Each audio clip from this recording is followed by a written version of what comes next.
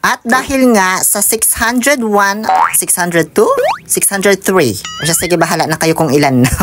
Followers na tayo, gagawa ako sa kauna-unahang pagkakataon ng Luto Ka Kutsinta.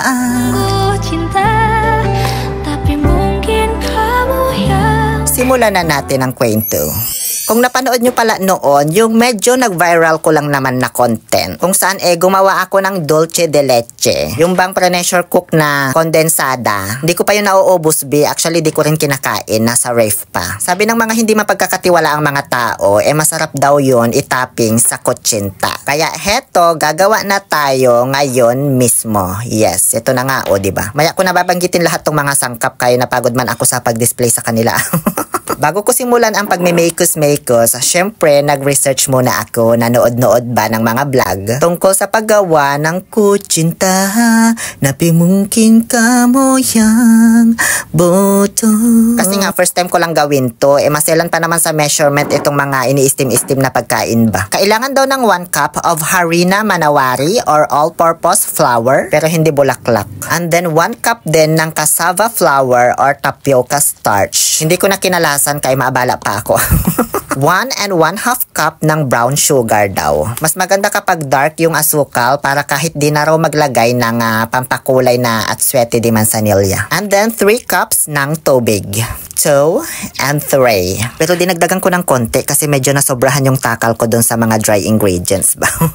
Tapos dinagdagan ko pa ulit ng konting cassava flour. Ewan ko ba? Parang nalalabnawan man kasi ako. Pinaka-importanting sangkap, lye water or lihiya. 2 tablespoon daw pero 1 and a half lang inilagay ko. Chemical kasi ito kaya di ko masyadong bet. Pero kailangan kasi ito ang magpapalambot sa ating kutsinta. Nilagyan ko lang ng pandan essence, optional para mas bumango. Bago ko haluing maigi, pinunasan ko muna itong mga nalaglag na harina, asukal, ganyan. Para wala na silang masabi. Mas madali daw to imekos-mekos kapag sasalain gamit ang strainer machine. Kaya ganun na lang ginawa ko. Sinala ko na lang sa strainer ng paulit-ulit para tuluyan ng madurog ito at hindi na muling mabuo pa. May buhok. Aki-aki Heidi, nadi mo yung kutsinta, anching. Nung na-mix ko na ng maigi, hinati ko na sa 2 lagayan kasi 2 kulay yung gagawin natin. Ano to, sapin-sapin lang? Itong isa, kukulayan ko gamit ang atsuete powder de manzanilla. Ganito kasi yung original color ng kutsinta talaga. Kaso nung nabuhusan ko na ng atsuete, parang wala mang pinagbago nung hinalo ko na. Kahit di na pala to lagyan kasi dark naman yung brown sugar natin. Nilagyan ko pa ulit pero wala talagang pagbabago. Masama pa rin ugali niya. Ito namang sa kabilang mixture, may nabili kasi akong ubi flavor. Hindi ko pa nagagamit kaya dito ko na lang inilagay. Ayan na naman tayo sa mga kulay violet na ito. Parang naging color gray man. Oy, bahala na yan. Di ko makuha-kuha yung gusto kong kulay talaga. Ngayon ay isasali na natin ito dito sa mga photo molder na pinuranisan ng mantika para hindi dumikit. Pero bago ko pala isalin dyan, magpapakulo muna ako ng tubig dito sa may strainer. Steamer. Para kumukulo na siya habang sinasalin natin, diba? Bago ko na naman pala isalin dito sa mga photo molder, itong mixture, tinanggal ko muna yung mga bula na nagsilabasan habang hinahalo ko. Kasi feeling ko leche flan itong ginagawa ko man. Okay lang ba itong may bula o kailangan talagang tanggalin? Tinanggal ko na lang para sure. Tapos okay na, isinalin ko na. Bahala ka na dyan kung gaano karami gusto mong ilagay sa bawat lagayan. Basta wag lang daw punuin. Fast forward ko na lang to kaya wala naman ako masabi. Marami-rami na rin yung nasalinan ko na photo molder. Kaya magsisimula na tayong mag-steam. By batch lang ito kaya hindi man kasya lahat, ha? Ayokong pagpatong-patungin baka matapon man. Ito kasing steamer namin may mga humps sa loob. Kaya tumatabingi tuloy yung iba. Ito na yung nasa ilalim na patong at ito naman na yung sa ibabaw na patong. Isisystem daw ito ng 20 to 25 minutes. Pero minsan di ko na sinusunod kasi magkakaiba naman yung buga ng apoy ng kalan natin. Ito namang sunod na sinasalin ko sa lagayan ay yung ubi flavor na kutsinta. Na di ko mawari kung ubi pa talaga yung kulay niyan o putik na. After 25 minutes, ganyan na yung itsura. Alam nyo, mabilis nga lang pala i-steam ito. Kala ko matagalan ako kasi dati nung gumawa ako nung sapin-sapin, sabi 20 to 25 minutes din. Pero 30 minutes na, parang hilaw pa rin.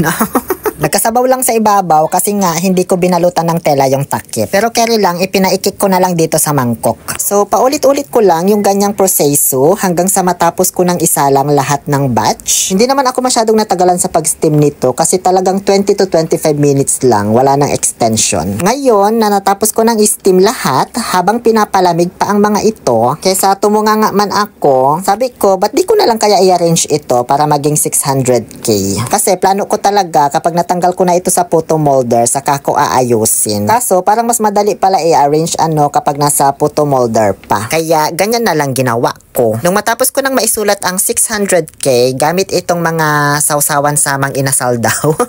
Nagpictorial na ako. Habang nagpipictorial, naalala ko na ang haggard ko pala. Ito pa naman yung ipopost ko. Kaya ayan, naligo muna ako, tapos pictorial ulit. Tapos habang nagpipictorial na naman, naalala ko na swerte daw pala kapag may butal. Kaya ayan, ginawa ko na lang 601 na di ko mawari kung 1 ba talaga yan. Tagal ko natapos mag-pictorial, mas matagal pa yata kaysa dun sa paggawa ko nitong kutsinta. Silip man kasi ng silip yung tatay ko kung pwede na daw kainin. Di tuloy ako makapag-focus. Pagkatapos ko mag-pictorial, ayan, tinanggal ko na po sa photo molder isa-isa. Siyempre, alangan pagsabayin ko ang dalawa dyan. Alam nyo, habang nilalagay ko na dyan sa plato, I am so proud kasi nakuha ko yung texture na gusto ko sa kutsinta. Malambot, hindi matigas. Dito ko na-realize na madali lang pala ito talaga gawin. Hindi rin ganun kaselan sa sukat. Kasi nga, diba, nasobra-sobrahan ko pa nga habang nagtatakal. Pero wag naman siguro masyadong sobra ha, or kulang. Tapos, importante talaga yung lye water kasi yun talaga yung magpapalambot sa kutsintang gagawin natin. Medyo naloka lang ako dito sa obi flavor kasi nagmukhang itim man. Uy, nung naluto na. Itim na kutsinta. Bumagay naman sa akin kasi maitim naman talaga yung budhi ko, ano? Nung matapos ko nang tanggalin lahat sa photo molder at may arrange na dito sa mga plato, kinuha ko na yung mga pan-toppings kasi magpipictorial ako ulit. Pipili kasi ako kung alin yung maganda. Kung yung nakalagay pa sa photo molder or yung nakalagay na dito sa plato. Ayan na pala yung ginawa kong Dolce Amore de Leche. Nasa rep lang yan ng matagal na. Hindi pa nababawasan. Hindi rin pala ito basta-basta napapanis, or nasisira. Tinappings ko sa itim yung Dolce Amore de Leche. Tapos doon naman sa kayumanggi, yung nabili kong kinayod-kayod na niyog. Pictorial lang ako saglit, tapos okay na. Kasi di naman maganda yung pagkaka-arrange ko. Nung tinikman ko, doon ko mas lalong napatunayan na malambot nga talaga. At perfect nga din talaga sa kutsinta itong Dolce de Leche. Bagay na bagay talaga sila. Huwag nyo na lang siguro tamisan masyado yung kutsinta nyo kapag yung toppings nyo ay itong Dolce de Leche. Pagkatapos ay kumain na rin yung nanay at tatay kong kanina pa nag-aantay. Yun lamang po. Naway na-enjoy nyo ang panonood ng cooking vlog na ito. Maraming salamat po sa suporta ninyo dahil umabot na tayo sa 600k followers. Please follow me for more info. Muli, ito po ang inyong Lonely Pill Oliver Castro na nagsasabing no to toxicity, let's make people happy.